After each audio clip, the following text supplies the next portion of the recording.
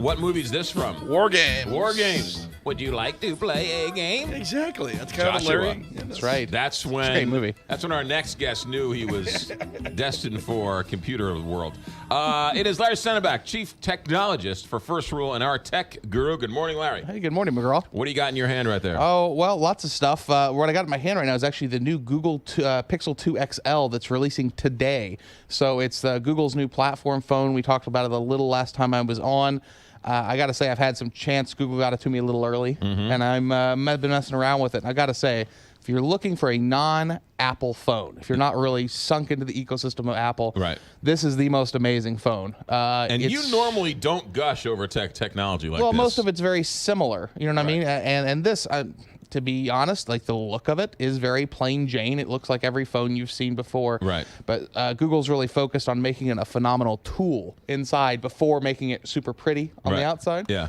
And it has the best camera. We were talking last week that I've ever seen in a phone. It's got the highest reviews and scores online as far as benchmarks as far as camera goes. But I honestly am never going to take my DSLR out anymore, my Canon 5D, because this thing takes such good photos. It really is kind of amazing.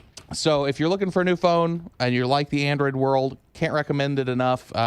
It's only $600 with the new iPhones, like $900. And yeah, these can go up to about $900 so for the comparable. big one. Got it. The Apple one goes up to about $1,200 for the new one. But hey, great phone. I do remember, we were talking off the air, I remember when cameras first came on phones, and I was old school that way. And I was like, really? When would I ever need to take a picture with my phone? Right now, you can't And imagine now I having got it 8 million pictures on my phone. It's true. It's go true. Figure. All right, what do you got for us? Well, we got some fun stories. I like to always start off something a little crazy. DARPA and NASA are looking to use robots to essentially clean up the low Earth orbit and the sky. So one of the big problems since the space race started in the 70s is space junk. Just you don't think about it. There's all these explosions that happen accidentally in space, all these small satellites, some of them are not used. Nowadays, somebody drops some screws in space and they just fly around. Everywhere. Right. Right now, there's an estimate that there's 20,000 pieces of debris bigger than a softball in low Earth orbit and 50,000 pieces bigger than a marble.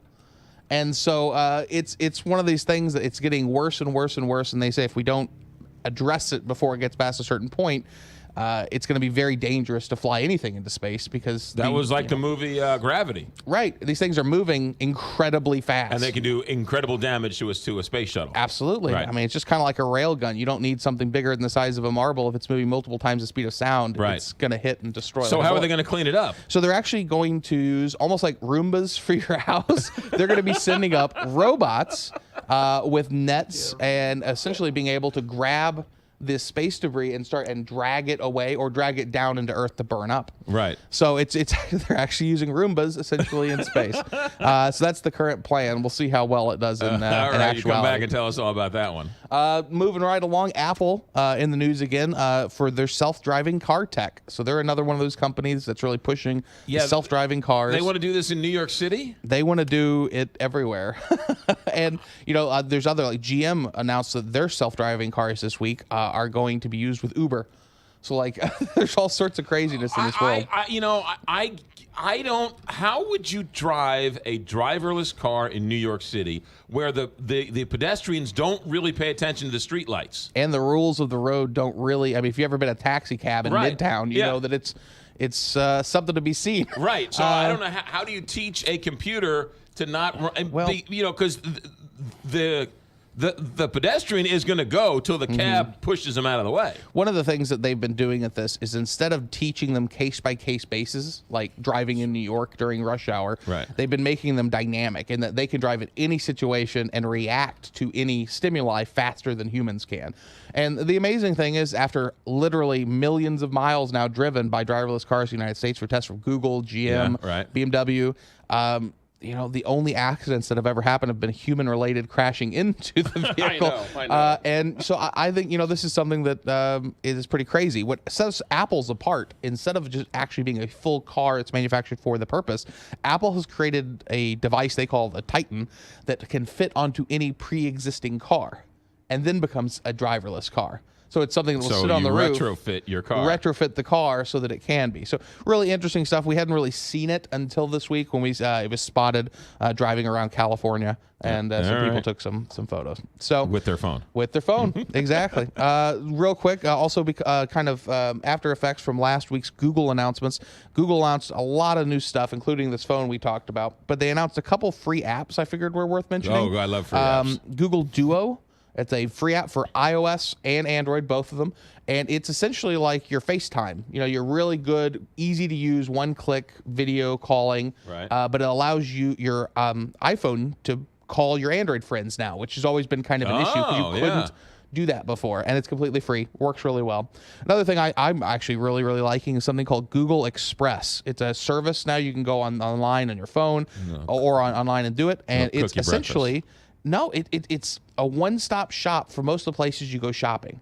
Walmart's partnered with them, Target, Walgreens, Fry's, 50 other stores. Right. You go to one spot, you purchase everything you want from all the different stores in one checkout, in one place, and then they all can be delivered. Versus having to go to the different stores, you go to one store. Neat idea. So it's definitely worth checking out. It's a mall app. It's a mall app, except you only have to check out once. You don't have to check out at each store. The only other thing is the Google Pixel Buds, which are their new headphones, are getting lots and lots of praise because they work as real-time translators. What does that mean? So you put the wireless headphones in. They work like wireless headphones. You can listen to music. But what's the amazing thing is it ties into the Google Translate, the Google Home kind of AI assistant. Right. And if I have some and you have some and I start speaking German, you're going to hear it in English, and then you could speak it, and if it knows to speak back to me in German, I'm then hearing German. It's essentially the real-time translator from Star Trek. So if you go to Europe and you're in Germany, you can put these headphones on, when people speak to you, it'll translate in your ear for you? Absolutely. And if you had another pair for the other person, they'd be able to hear you in whatever language. Now, it's a couple years away from being able to replace translators, but probably not a decade away. So always something. Freaky stuff. And who thought you could go to a machine and it would spit cash at you? We live in the future. It is Larry Stenenbeck, Chief Technologist. Tell Travis that you're on our show first, and tell him to get his own guy. Okay. All right, there you go. Thanks, Larry.